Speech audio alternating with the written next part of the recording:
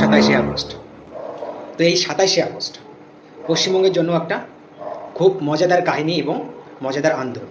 যে আন্দোলনে we are justice for RG Kar, we are justice for rapist নামে আন্দোলন করেছে ছাত্ররা, এবং সেই ছাত্র আন্দোলনে হাজার হাজার বয়স্ক লোক দেখা যাচ্ছে এবং হাজার হাজার পলিটিক্যাল নেতা দেখা যাচ্ছে। সেটা কোন পলিটিক্যাল নেতা?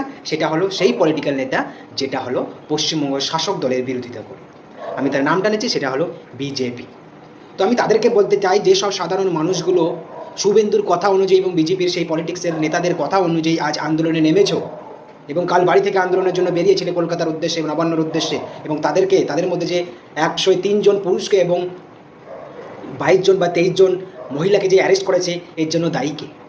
এর জন্য দায়ী কেউই নয়। কেননা সাধারণ মানুষদেরকে উস্কে দেবে পলিটিক্যাল নেতাগুলো, যে যাও এখানে দাঙ্গা করো, ওখানে আন্দোলন করো, এরকম হবে। আসলে কই শুভেন্দু অধিকারীকে তো ধরা হয়নি, কেন শুভেন্দু অধিকারী সেসব আন্দোলনে যায়নি।